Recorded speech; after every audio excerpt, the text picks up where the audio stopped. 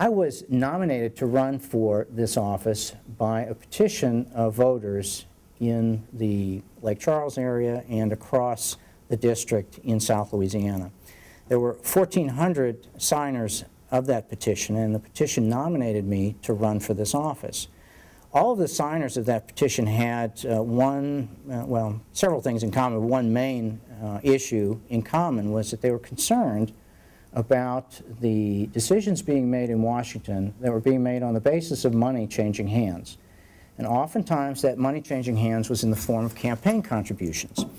And all of us signing the petition were concerned that these campaign contributions were undermining the legitimacy of our representation, because the decisions were being made not on the basis of the common good and the public good, but rather on the basis of who's giving the most money for which issue. And we proposed a remedy for that, a solution. And the solution was not found in a government legislation, because you know that you can't legislate that type of campaign finance reform. It's been attempted, and the people that write the laws would always write them in ways that they could be easily circumvented, and they do. And then the Supreme Court has ruled not too long ago that your money is your own property and you can do with it what you please. And if you want to give that to a political campaign, you may. And I don't disagree with that. I think that's a good ruling on the basis or on the part of the Supreme Court. But what we in this campaign have determined is that if we give the voters an option to vote for somebody who doesn't take the money, that then removes that conflict of interest and removes that corruption.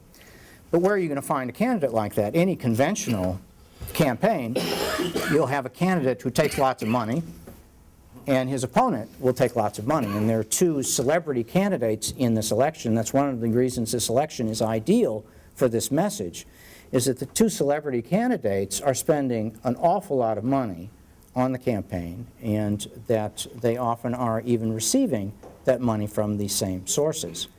Yes, sir? Oh, the celebrities, that's the two incumbents. No.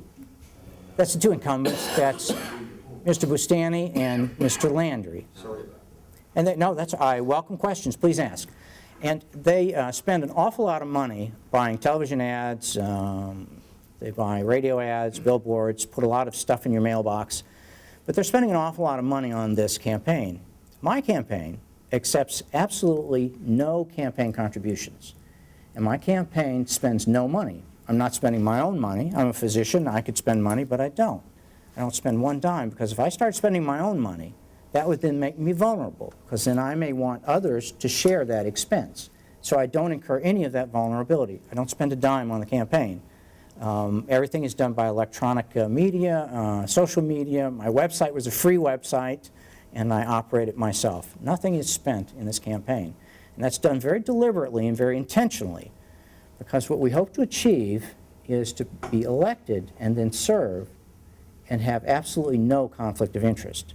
And in that way, restore some of the confidence of the voters that the interests that are being promoted and that the votes and the arguments that are being taken on your behalf are actually on your behalf and not on behalf of somebody who's paying me to forward their interest. Second reason that's important is because the constant need of our conventional politicians to raise more money for their next campaign, constant need, distracts them from the processes of good government. And we can avoid that by eliminating the campaign finances. So that's the message of this campaign, and that's one of our main themes. But it's not the only theme, and I am, as a candidate, a conservative, pro-life Republican, and I have positions that I'm sure you're going to inquire about on a number of different issues.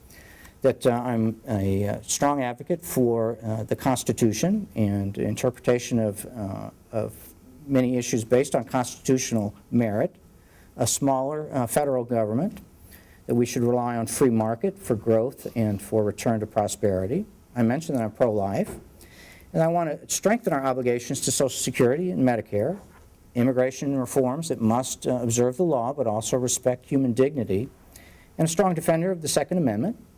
And you probably are going to ask us about health care and Obamacare, and I oppose Obamacare and any attempts to socialize not just medicine, but car industries or anything else that might attempt to be socialized.